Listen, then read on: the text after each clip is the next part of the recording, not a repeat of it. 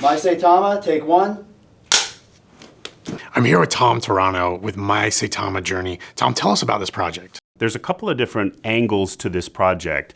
The main thing is a token, a cryptocurrency token. It's what we call a meme token. It's built around a community. This particular token is called Saitama Wolf Pack, or SWP is the ticker. It's sort of a remembrance of a project that was about 3 years ago called Saitama Inu. A lot of the original investors in this project were people that were part of that project in 2021. It was something that was really phenomenal in what happened. Many people who hear the word meme token, they think about Dogecoin and what happened to Doge from the early days and these millions, in fact, billions of dollars that went into it.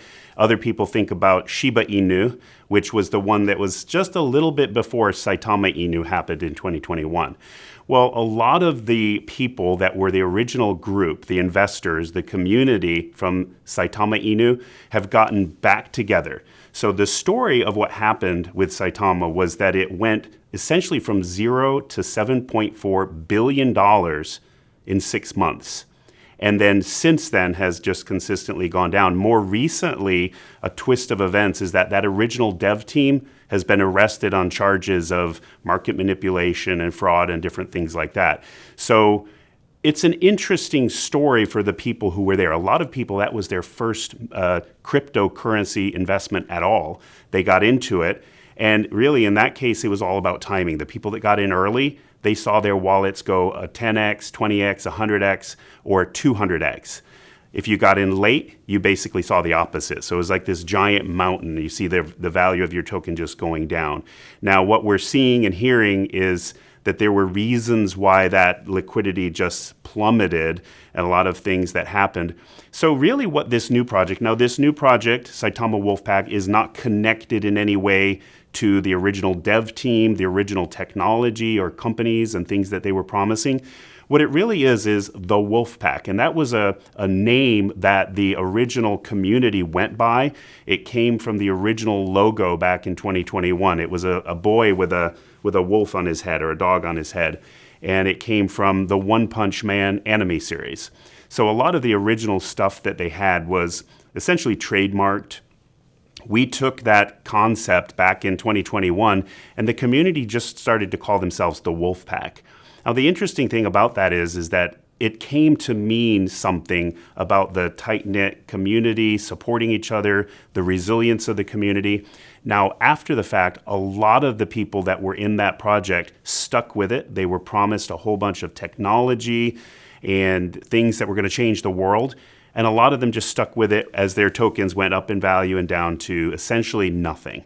Essentially today, the $7 billion is worth $7 million, which means your value is 1,000th of whatever it was worth at the peak. And so the idea with the new project is to get everyone back together in a community in a brand new token where a lot of the stuff that happened back then is not going to happen. And so we're building it around a couple of things. One of them is interviews with people who are part of the community to tell their story. Some people made a lot of money, a lot of people lost a lot of money. So that's part of the craziness of what people remember. Some people made a lot of money but never cashed in, and then they lost it. So they saw this, it's almost like winning the lottery, but just imagine like 700 people winning the lottery at the same time. That's what this was like. It was just mind-boggling. And then to see, promises about technology, and over a 3-year period to see a lot of other things that there was some shady business taking place. So a lot of these people that have gotten back together in the new community are in some ways victims of something that was not right. And yet they want to still be involved in cryptocurrency. They want to still be a part of a community. So the Saitama Wolfpack is really a place for them to get back together and to meet again. This is a token is quite different than the other tokens. It's only 100 million tokens. It's on the Solana blockchain, and essentially it's got a great distribution. It's got a 2% tax, so on anything that happens, buys, sells, or transfers, 2% goes into the marketing wallet to build the project. So what this community is doing is we've got a full-time animator on staff who's drawing and creating animated series that's going to be humorous, things that the communities enjoy, to get to share it on social media. We're active on all the different social medias. The goal is to reach new holders before this new bull run takes place, where the market takes off again. Essentially, that peak back in 2021, that was the peak of the last cycle of the crypto market. So we're looking to get new people interested as the new cycle comes. The other thing that we're working on is actual videos, a real documentary. It's starting off with Zoom interviews with a lot of the original holders that are just recorded and shared with the community, and then working on what I would call a streaming quality, or even like a Netflix quality documentary. We're talking something that could be actually streamed 30, 45 minutes, and it's going to be about the history of what happened, all the way from the good, bad, and the ugly, everything that happened. So this community is working on all these things. We have a lot of narratives. Another narrative we have is charity. We actually have, I did an interview with the Wolf Conservation Coalition. It's a community that meets and works to save endangered wolves across of North America. And there's already community members that have contributed to that as a charity, and others in the future will be able to take some of the funds from the marketing wallet and contribute to that. So the neat thing about that was it's the wolves helping wolves, the wolf pack helping actual real life wolves. So we have a lot of different narratives. We have a lot of things going on. We're on X Spaces consistently. This last week we had 10 spaces. So the community is super active. We're on Telegram almost 24/7. So if you wanted to look us up, we're on YouTube. You can look at Saitama Reborn. Our website is saitama.global. Just make sure you're getting the right contract address too if you buy it, because there's probably like 12 different Saitamas out there. Well, that's amazing, Tom. So many things are going in a different direction. And a lot of risk with crypto and blockchain is a lack of transparency and identities not being revealed. And that's what some people like about it, but it also creates a lot of risk. How are you guys doing that differently compared to other cryptocurrencies, and specifically what happened with Saitama? Yeah, really a good point. Yeah, and that was an interesting thing, is that the original group of Saitama developers, they were actually not developers. It was actually a community takeover. They had bought a lot of the tokens, and then they kind of made themselves the developers. And the reason a lot of people trusted it was that you knew who you were dealing with. Now, in hindsight, we see that they were actually doing dishonest practices. At least, that's the allegations, and that's what they've been indicted for. But our community is, again, very unique in the fact that we're very transparent. People know who I am, they know who the other team members are, and they understand that we're identified ourselves. Our intention is not to do anything wrong. We're going to just build this as an appropriate, proper way of growing a community and a meme token. So that, my hope is that should build trust in the community, that they're not walking into something a completely anonymous dev, and again, you have no idea. So if and when something goes wrong, and again, just in all reality, you've got to remember that like 97% of all cryptos that are launched, 97% is probably conservative, are going to literally go to zero. So people investing in cryptocurrencies have to understand that it is extremely dangerous if you don't have some idea, like, who are you dealing with. Our project for the videos and our own intellectual property side, we've registered an LLC. So we are, we're running it like a business, as they say. We have a full-time team member working on the administrative side, a full-time animator. We're working with different influencers to help promote the project. So we are extremely transparent. Amazing, yes. And we're excited to see all these things come to light, and the community is involved heavily in the production of a lot of these assets and things that are going to exist on social media. Tell me a little bit more about, what's your plans for the next 6 months, 12 months? As we speak, the very first in a series of animated cartoons, if I can use that, is it's already sketched out and being put together by the what's the word, Illustrator. And so we're going to have that first in about a week and a half. And the same thing with different pieces of our video content. It's already being delivered. We have a number of interviews have already been done with one-on-one conversations. They're like a recorded Zoom.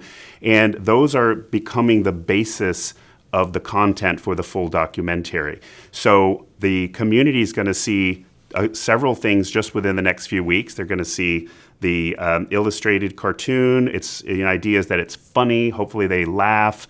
And share it. They share it with people that are not part of the community yet, and maybe grow the community. And the other part is the documentary, which is about this crazy events. And I kind of call it, it's a cross between The Wolf of Wall Street and The Jerry Springer Show. It's just because there's just so many crazy things that are true. You have people who were there, they experienced it, and they were telling the stories about what happened in this 3-year period, a lot of it in that 6-month period. And I just feel like someone needs to document this. This isn't something that just happens and goes into the past. So a little bit being a historian or a journalist, if I call it that, but I feel like I believe strongly that if any meme token had a full documentary out on, let's say on Netflix, about it could be ABC token. Just imagine ABC token is launched and has a $900,000 market cap, and the next day there's aired a documentary about ABC token. Well, you can do the math on what might happen to that token, because obviously they say, money flows where eyeballs go, and eyeballs is what drives anything. What's been happening in the last few years is it's just the same group of people all just switching around between different tokens. With the change in the market, as the crypto market grows, there's going to be a lot of new holders that have never held before. They're going to come in, and the idea is every token wants them to join their community and to get some of their token. What fraction of people have never traded crypto? Like, what does that number look like right now? Yeah, so it's probably about 4% of the population of the Earth has crypto. That means like 96% of the entire population does not have crypto. And you can only imagine if in this next cycle, this next bull run, that changes by maybe 10%. That's still a massive amount of growth compared to what it is today. So, again, I'm a strong believer in the blockchain technology for practical purposes. And that is actually one of the utilities of meme tokens that people don't really think about it. We don't claim like our token to be any utility, but there is a certain utility, is that somebody who has never created a wallet, doesn't understand the safety, gets into the process of understanding how to open a wallet, how to take care of their own self-custody. That's actually utility, because we're educating a new generation to use Web3, to use the blockchain, to hold crypto. So someday that person may own Bitcoin, for example, but their first was a meme token. So meme tokens do fill a function. And again, it's like you can liken it to sporting teams. People are kind of all excited about their different teams and they're competing against each other. It's very similar with meme tokens. People kind of bet on their favorite and hope that it does well, and they buy and sell whenever they want to. Yeah, their first exposure to a world of things that they're going to be using, accessing, and needing to have some idea of how these things work in the future. So that could always be an entry point, right? The entertainment of it, the community and friendship of it, not necessarily everyone trying to win the lottery, Yep. but that is part of the excitement of just being a part of it as well. Yeah, it is part of the allure, and I think that the numbers, again, in all reality, even anything that even doubles in the crypto world, that's like nothing for something to be twice as much as it was before. In the normal investing world, that's insane. That's a great investment. People talk about a 10% gain in what you would call the real world. In crypto, we talk about X's, how many X's something did. And for example, the original Saitama was like 200 X's. So it's just massive, the amount of growth. And again, a token that's functioning, people can buy and sell at any time. people can get in and actually make a great amount of profit. So that's a little bit of the allure. People come in and they want to make money by buying and selling. But I think there's a lot more to it, like our community. We've got the charitable aspect, we've got community. We have people from all over the world. We have people in Australia, the Philippines, Africa, Europe, all over the United States, South America. We've got Spanish-speaking community members. So this community is more than just, it's not just the United States. It's a legitimate community. Almost everybody who's working, other than animators and the administrative support, everybody's a volunteer. They bought the token. Nobody was given free tokens. They bought the tokens themselves, and they're supporting the project as a volunteer to support their own investment in the token. Tom, that's really cool. Tell me more. What are your next steps? So the next steps are actually starting to put together the larger film production, which is the documentary. And so starting, with an intro and the logistics of putting that together, because a lot of the key players are, they are located in different places. A lot of the footage is, cell phone footage from 2021 in Las Vegas and Twitter Spaces and YouTube Lives. And it's like, but putting together this into a story. So the work on the documentary is part of our next steps. And I would say that seeing how the community likes that first animated cartoon that we release, again, there's really no end to what this community will be able to do, assuming that the community likes it, things go well. I liken our 2% tax to the water cycle. Every time anything happens, we get that 2% tax in, we liquidate it to be able to pay for different things. So essentially, we're never going to run out of funds because of that, and we'll be able to keep developing, whether it be animations, continuing to make videos about crypto, because honestly, there's a lot of different pieces of this story that would never be able to be told in 30, 45 minutes. There's a lot of stuff that happened, even with the next step, all the way up to the fact that these guys were arrested, like to see what's going to happen, like where is it going to end? And I think people are curious. I think it'll get viewers. Yes, it is a very interesting story. And as we work with you to really put the pieces together and be able to tell that in a concise, entertaining way and expose a lot of things to the public, right? Yeah. Like you mentioned, that 4%, there's a lot of people who A, are scared of crypto, yeah, and B, are confused and also just don't know these stories. And it's going to be a whole new world that people are going to continue to be exposed to in the future. And this is kind of one of the first high quality level of entertainment that's going to share a story, may hopefully bring people into that fold and allow them to enter that world that, more and more people are going to be in over the next 30, 40, 50 years. Yeah, I don't know of any meme token that's done a documentary. Not that I know of. I mean, it could exist. And I can just see that it's a very interesting way. We call people who have never traded crypto, don't have crypto, they're called normies. So the crypto community calls them normies. And you want the normies to, come, if they come and decide to become crypto investors, to buy your token. I mean, that's the idea, to attract normies or retail. And that's, it happens in cycles.